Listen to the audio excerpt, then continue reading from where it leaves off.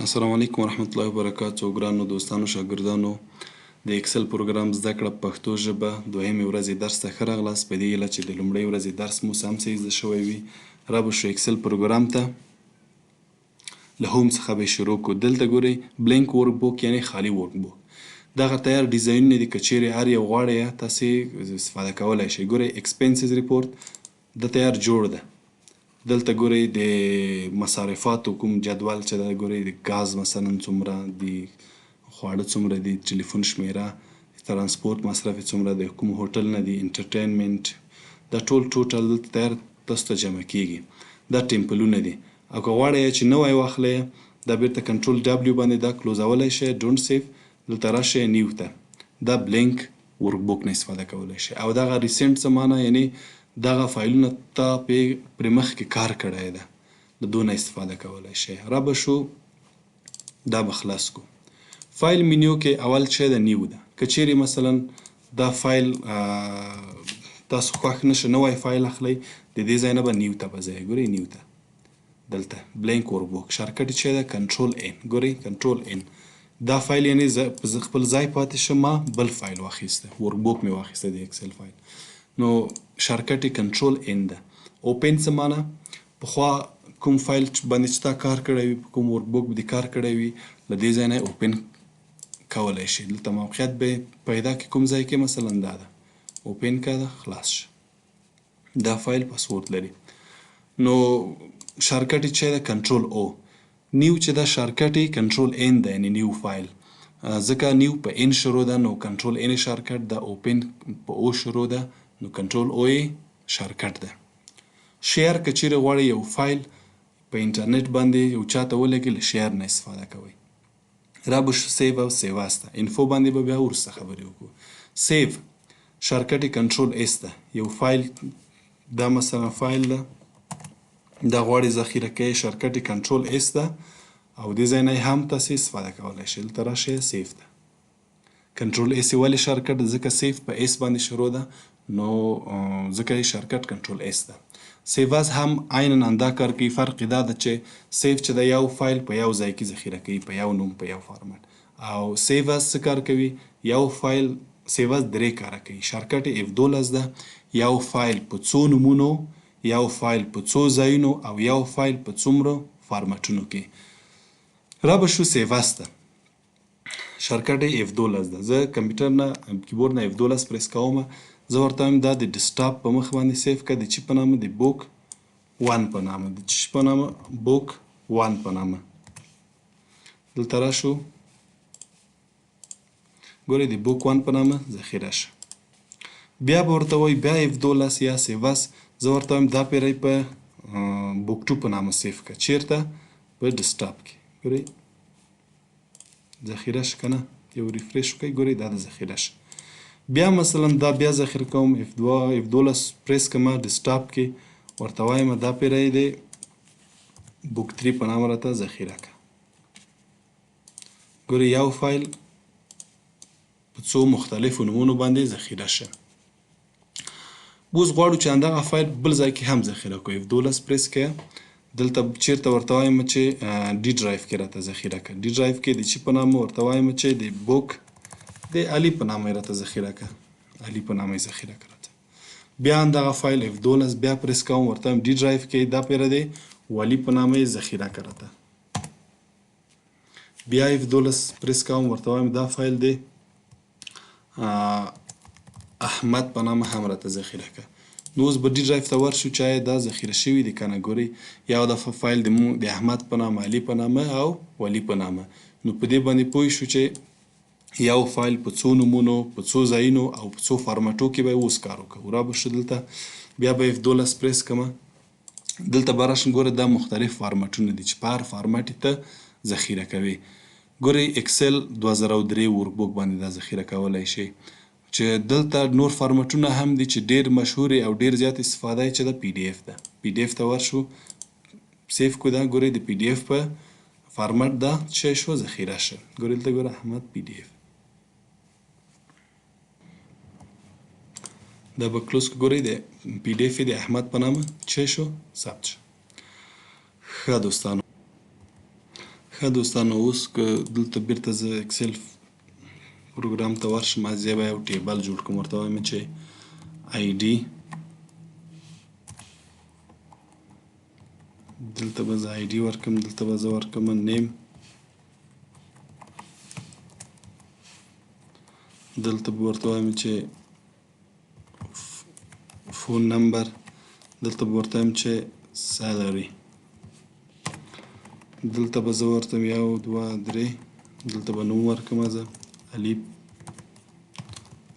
لیلا په نامه به نوشته کړمه علي په نامه او وحید په نامه تلیفون شمیرې مثلا دا یې تلیفون شمیرې سالري مثلا معاش چې ده ورته وایم چې 15,000 10,000 او ورته وایم چې 20,000 غواړو چې داسې یو کار وکړو چې دا تنها څوک یې لیدلی وشي او تغییروی یې ونه شي را به شو F12 باندې به پریس کړمه ورته وایم د ډیسکټاپ په نامه ډیسکټاپ کې ورته وایم د سالري په نامه ده راته سالري په نامه ده راته ذخیره که خو دلته به ټولز ته به ځمه دلته جنرال آپشن ته به ځمه دلته به کوډ ورکومه چې دا تنها یې لیده یې وشي او تنها یې زه تغییروی پکې وشم معاش کې کم و زیات یعنې څوک کوی وشي څوک یې ونشي کوی دواړو ته به زه کوډ ورکړمه کوډ یې ورته وایم چې 15 یې تنها د لیدو د خلاصېدو لپاره ګوره پاسورډ ټو اوپن تنها یې خلاص کړي لیده یې وشي او د تغییراتو راوستلو لپاره پاسورډ ټو موډیفای شپږ به ورکړمه بیا به د دې لپاره چې دا پاسورډ تکرار ورکړمه بیا به 15 ورکړمه او بیا به شپږ ورکړمه دا ذخیره شه دلته به اوس راشم هغه فایل د سالري په نامه ما ذخیره کړه درته وایي چې د خلاصېدو لپاره یې کوډ ورکړه 15 چې ورکړې دلته وایي چې د دې لپاره چې ته تغییرات هم پکې راوستی شي هغه بل کوډ ورکړه هغه بل کوډ مثلا زه چاته غواړم چې دا فایل ورکړم تنها ویې ګوري تغییرات پکې راوستی ونه شي نو بیا به څه کار کوي ریډ اونلي به تنها کلیک کوي تنها لیدلی شي خو تغییرات پکې نشي راوستلی مثلا دا 20,000 معاش زه دا 10,000 کومه دا چې زه سیف کومه سیف کیږي نه په هغه ځای نه سیف کیږي په بل فایل کې ذخیره کیږي مثلا ورته وایم چې د ډیسکټاپ په نام کې د کاپي اف سالري باندې سیف که هغه کاپي سیف شه خو هغه کې تغییرات رانغی سیف نشه نو که چیرې غواړو چې همغه فایل کې تغییرات راشي نو بیا به څه کار کوو بیرته سالري ته به لاړ شو درته وایي چې کوډ ورکړه د کوډ د مونږ 15 ده او د دې لپاره چې تغییرات هم پکې راوستی وشو ریډ اونلي تنها یې لیدلی شو تغییرات پکې هغې فایل کې نشو راوستلی هغې نه کاپي اخیستلی شو بل فایل کې راوستلی شو خو هغې کې یې نشو راوستلی شپږ یې د تغییراتو راوستلو لپاره ده اوس زه دا ورته وایم چې 20,000 نه ده دا 10,000 ده 10,000 دا اوس زه کنټرول ایس کړمه ګورئ ذخیره شه نو دا څه شی که چیرې غواړو یو فایل چاته داسې یو فایل ورکړو چې هغه پکې تنها لیدلی وشي تغییرات راوستلی نشي هغې ته هم کوډ ورکړو او چې مثلا تغییرات پکې راوستلی وشي هغې ته هم کوډ ورکړو مونږ ښه دوستانو اوس که وغواړو چې دغه شیټ ته مکمل کوډ ورکړو چې څوک پکې هېڅ تغییرات راوستی ونه شي یو بل نوی فایل به واخلم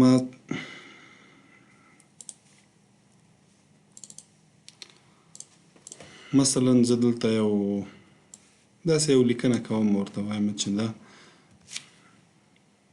20 دا ساعه مو چې انتخاب کړه کنټرول انټر چې پریس کړئ دا ساعه ټوله ډکېږي را به شو داسې یو قلف به دې شیټ ته ورکړو چې څوک پکې تغییرات راوستی ونه شي دلته به راشم فارمټ دلته ورته وایم چې پروټیکټ شیټ دې کې دلته کوم کارونه ونه شي کولی ګوره کالم ډیلیټ نشي کړی انزرت رو ونه شي کولی فارمټ ورنشي کولی فارمټ کالم فارمټ سیل ونشي کولی ګوره ډیلیټ رو ونشي کولی سورت ونشي کولی ورته وایم کوډ ورته وایم چې 222 بیا به تکرار 222 دا اوس ذخیره کومه دلته به راشم سیف ته ورته وایم د ډیسکټاپ په مخ د چې په نامه